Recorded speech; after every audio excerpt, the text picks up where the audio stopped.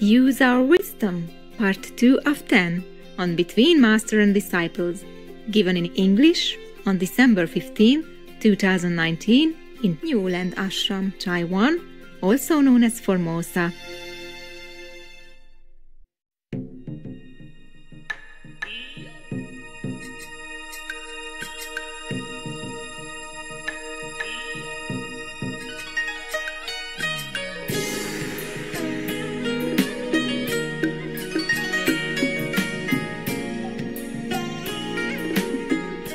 There was a former vice president of Taiwan. She came to visit me again just a few days ago, last week.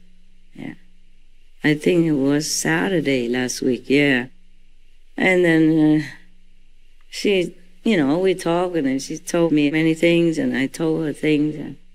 And she said, people should do this, do that, all the other organizations, they're planning to build this, build that, like temple stuff. So we don't build anything anymore.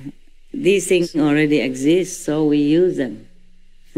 Because building something big, is disturbing the earth a lot, and sacrifice many trees and plants and insects and maybe birds or squirrels, their area. They've been living in there, and you never know when they have their nets or something, and baby's just born or their eggs. It's not a very nice thing for them. I don't really like building anything. It costs too much manpower, time, finance, and the earth. It costs something to the environment. I don't always feel very comfortable building anything. That's why whenever I find a cave or whatever simple, I like to stay there. I feel happier that way, that I don't disturb anyone at all. Yeah. But your brother and sister tell me that it's the 21st century already. You don't have to live in cave anymore, Master. I say, why? I'm a cave woman. Everybody knows that since a long time already. I got used to it. But there's a cave here, it's already served its time. It's getting dangerous now to stay there. So they took me out. But still, I don't really feel like moving. But I don't want everyone to get worried about my safety. So it's sensible to move out, 21st century. We had 20 many centuries, not just 21. 21 is counted since the Lord Jesus Christ only. Before that, we existed long, long, long time. Many civilizations came and went, many masters came and went, either anonymously or recorded in history, so many. In the beginning, we came here from like the Brahman heavens. That was the beginning of humankind. We could fly. We had magical power. We could communicate telepathically with our ears. We could see thousands of miles away. And then we begin to taste this and that, and then we ate more solid food, and then we became more solid.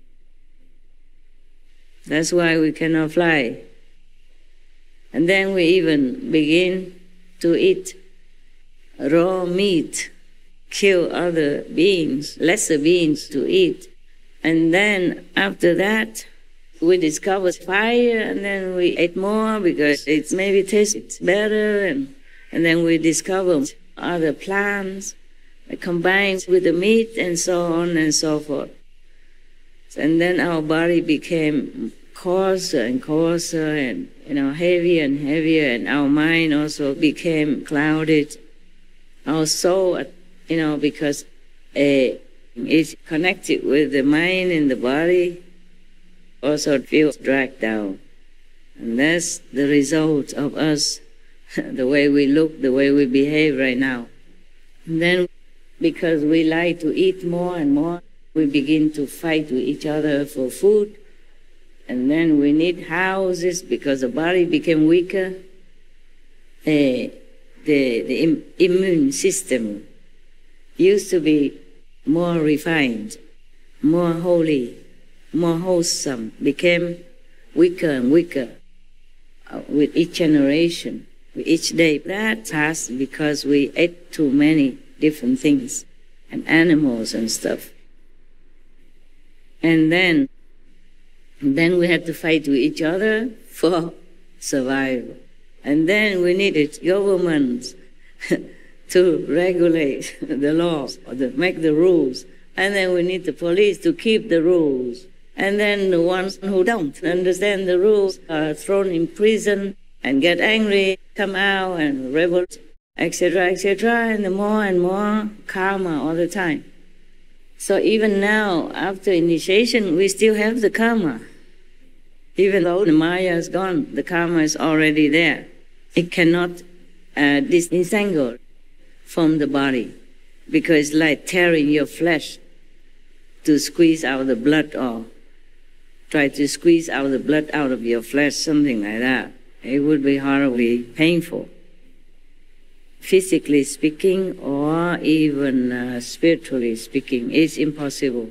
You can stretch out, baby. Stretch it out. Oh, I show you how. Huh? I cannot. Yeah. Stretch it out. What is? Yeah. Oh. Nah, I give him the key. I forgot. I forgot that they came back, so we locked the house. Can you please give it to him, to the person who gave you the note? Thank you. Tell him not one key missing, huh? Just joking. I can trust them. If they like to take my dress, then I will have excuse not to wear it anymore. It would be nice. That's the only valuable thing there. I don't think they want to. Then they will talk like the sisters. Sometimes they come to my house and help me to clean the house, yeah, when I don't have a lot of time.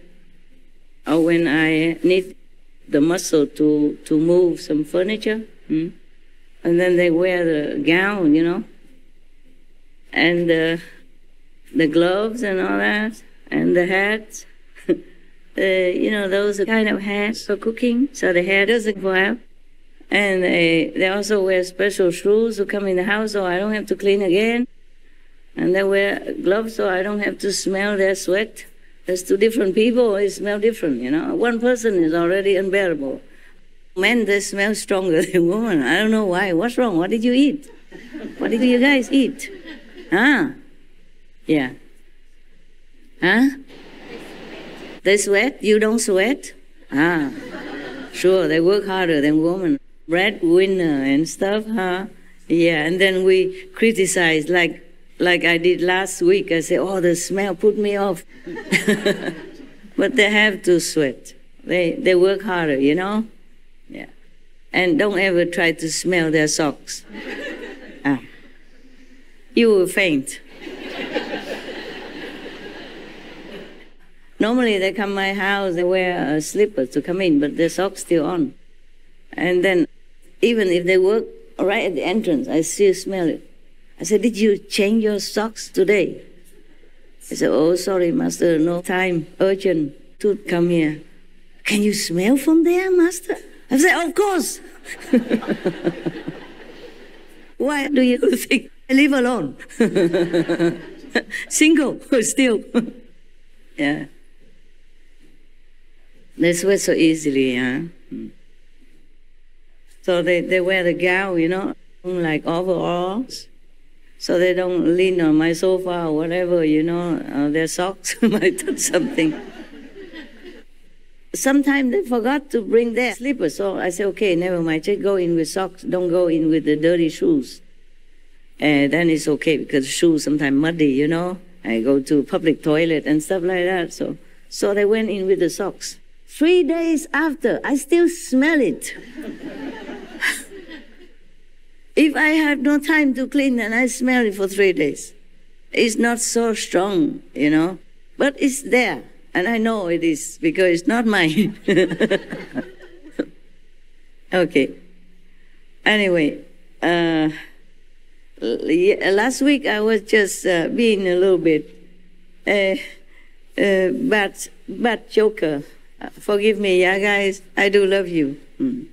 Love and like are different things, okay? So I cannot just love and like at the same time. Or sometimes I can like but not love. It's very difficult to love and like together. Yeah, I don't know why. Don't ask me, huh? Okay? That's why I was wondering how you stay married so long. I really admire you so much. I really, truly mean it. I really mean it, huh? Come on. Yeah, possible. And not just those who stay because children, huh? Or because together banking account or mortgage the same house, or it's a pity to leave this fancy car, It's not that, but those who love, really love so much. Yeah. And then one time one of your brothers asked me, Master, you still feel like you love somebody? I said, what? I don't know what love is, really. I really don't. The way he asked about love, I don't know that love anymore. I love everyone, everything, every being. I don't know that kind of love. That's very narrow, actually. The moment you say you love somebody and he loves you back, it begins creeping in this possessiveness and anxiety, jealousy. Does he really love me? He loves me. He loves me not. She loves me. She loves me not. Yeah, don't know. Not sure. Why is he coming home late today? He loves me. He goes out. He goes with somebody. He doesn't go with somebody. Is he somewhere in a coffee alone? Maybe because we fight last night. Oh man. Okay. No end. Yeah?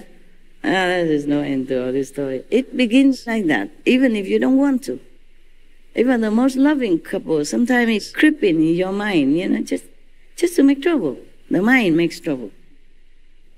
And woe to the man if he just side looks at another woman. Even if she's not pretty, you think she is. That is a problem. And even if another man doesn't look all that attractive, but the husband thinks, oh, why does she look at him? Or just pretends to look in that direction, but she's looking at him, isn't she? And you think he is attractive. In your mind, he is. Maybe she doesn't care. Yeah.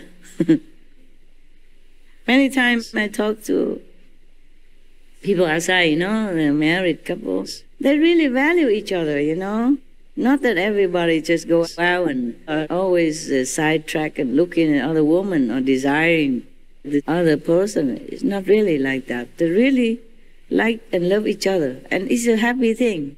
It's a very good thing. In this life, it's very lonely. Yeah. If you don't have some good neighbors with you or friends who come and go in your house, you will feel very lonely to stay in a flat all by yourself. And then you come out and then somebody begins talking to you and then you feel like, oh, this person may be my company, my life companion, stuff like that. The mind keeps saying things. Yeah. So I know why Sunday you come here. Maybe nobody comes and talks to you. Nah, no need, right? And now you have a lot of friends. So come back to the story. And after we became heavier and heavier, our minds became duller and duller. And all the senses became more real, more real. And then it began to control us, Yes. Like the nose loves to smell something pleasant. The mouth wants to eat something nice. The more you eat, the more you want. And then slowly, we eat a lot. And then we know much less than we did before. And we have less capability than we did before. I mean, real capability. Before, whatever we wanted, we just wanted it, it will come. And now, we can pray and we can work hard for 2-3 years, then we can get what we want. With mortgage, even. Thank you so much. And then work hard again to pay interest. And if you lose your job, yeah, you know. In some countries, you could become homeless, just like that, overnight. And you lose your house, you lose everything, because everything is on loan, or at least half loan, not paid completely. When I was in America, I saw many people, they advertise in the newspaper or something, please come take my house. If you can afford to pay so much per month, please come. It's free for you. Just continue to pay. I cannot afford. Is that true, right, brothers? Yeah, I feel so sour in my heart. My God, they work so hard. They pay already halfway or 2/3 already. But if they could not continue, then the bank take over, or whomever. I thought, my God, it should not happen like this, especially in America. We, in many countries, have the idea that America is a very rich country, very secure for everyone. But it isn't always like that. When it comes to recession time, they call it, or something like that, people just lose jobs and they don't have enough money even to take care of any other things except for themselves. And the whole family sometimes moves to some charitable shelter or something. And once you lost a job, once you lost your house, you have no address. You cannot go find a job if you don't have a mailing address. One thing leads to another.